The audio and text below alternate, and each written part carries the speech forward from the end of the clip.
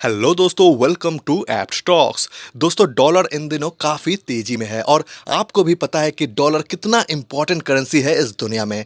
ऐसे में हमें यह पता होना बहुत ज़रूरी हो जाता है कि डॉलर की कीमतों में बढ़त देखने से कौन कौन से सेक्टर या फिर कौन कौन से कंपनीज को फ़ायदा मिलता है और कौन कौन से सेक्टर या फिर कौन कौन से कंपनीज को नुकसान होता है। सबसे पहले तो आप ये समझ लीजिए कि डॉलर का ज़रूरत आखिर कब पड़ता है।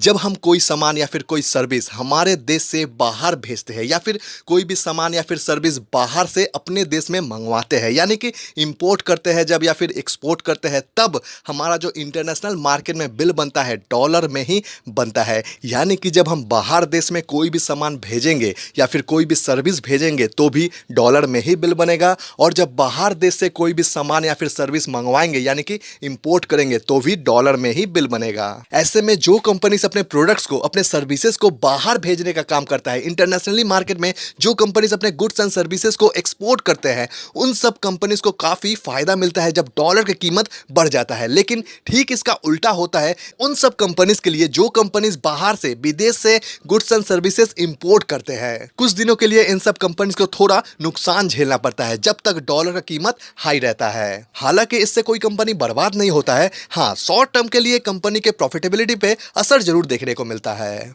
इसको मैं एक एग्जाम्पल से समझाता हूँ। धर लीजिए कोई एक कंपनी है ए नाम का। ये कंपनी कोई एक प्रोडक्ट या फिर सर्विस वगैरह विदेश में, बाहरी देश में एक्सपोर्ट करता है, और वहीं पे और एक कंपनी है बी नाम का, और ये कंपनी बाहर से गुड्स एंड सर्विसेज मंगवाता है यानी कि इंपोर्ट करता है। अभी तो $1 की कीमत इंडियन रुपी में 78 रुपया चल रहा है, लेकिन कुछ दिन पहले ऐसा नहीं था। कुछ दिन पहले थोड़ा कम था, 74-75 पे घूम रहा था। उससे पहले तो 70 पे था। राउंड में 70 ही धर लेते हैं। उस समय ये कंपनी जब कोई सामान या सर्विसेज वगैरह बाहर देश में एक्सपोर्ट करता था तो इसको 70 रुपया पर डॉलर के हिसाब से इनकम होता था। लेकिन अभी डॉलर की कीमत देखिए, 70 से बढ़कर 78 हो गया है। यानी कि अभी अगर ये कंपनी कोई सामान या सर्विसेज वगैरह बाहर देश में एक्सपोर्ट करेगा तो इसको 78 रुपया पर डॉलर के हिसाब से इनकम होगा। आपको समझ में आ रहा है दोस्तों? डील तो डॉलर में हो रहा है, लेकिन डॉलर का वैल्यूएशन घटता बढ़ता रहता है। इसीलिए जो सामान या सर्विस को एक्सपोर्ट करके इस कंपनी को पहले एग्जांपल के तौर पे धर लीजिए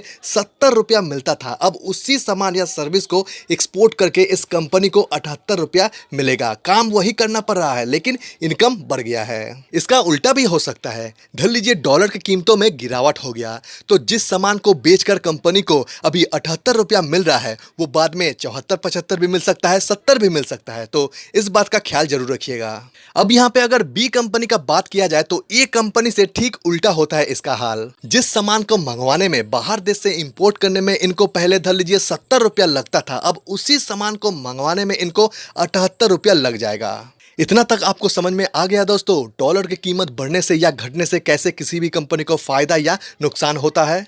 चलिए, बढ़िया बात है। अब देख लेते हैं कौन से वो सेक्टर है, कौन से वो कंपनीज है जिनको डॉलर की कीमत बढ़ने से फायदा होता है और कौन से वो कंपनीज है जिनको नुकसान होता है। सबसे पहले आईटी सेक्टर, इनको काफी फायदा मिलता है क्योंकि ये अपना सर्विसेज बाहर देश में ज्यादातर एक्सपोर्ट करते हैं। अब आपको पता ही है कि आईटी सेक्टर में कौन कौन से कंपनीज आते हैं। टीसीएस है, इन्फोसिस है और भी बहुत सारे हैं।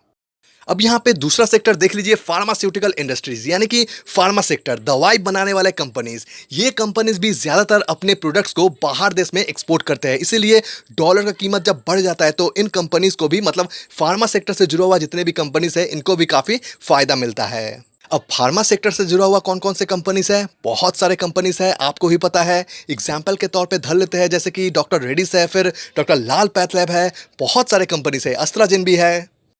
अब देख लीजिए कौन से सेक्टर को नुकसान होता है डॉलर की कीमत बढ़ जाने से। Metal sector. जी हाँ दोस्तों, मैक्सिमम हम मेटल इंपोर्ट करते हैं, इसीलिए जब डॉलर का कीमत बढ़ता है तब हमें ज्यादा पे करना पड़ता है उतना ही सामान का। मेटल सेक्टर में कौन कौन से कंपनीज है? टाटा स्टील है, सेल है, हिंदाल्को है, जेएसडब्ल्यू स्टील है। ये सब कंपनीज थोड़ा बहुत प्रेशर में आ जाते हैं जब डॉलर का प्राइस बढ़ जाता है। लेकिन इससे कोई कंपनी बर्बाद नहीं होता। शॉर्ट टर्म में कंपनीज के शेयर प्राइस में इसका असर जरूर देखने को मिलता है, लेकिन लॉन्ग टर्म में कोई दिक्कत नहीं होगा। अच्छा, फंडामेंटली स्ट्रॉन्ग कंपनी में अगर आप रहोगे तो फिर चाहे डॉलर ऊपर जाए या नीचे जाए आपको कोई फर्क नहीं पड़ेगा। लॉन्ग टर्म में आपको फायदा ही देकर जाएगा। बस शर्त यह है कि कंपनी अच्छा होना चाहिए, फंडामेंटली स्ट्रॉन्ग होना चाहिए।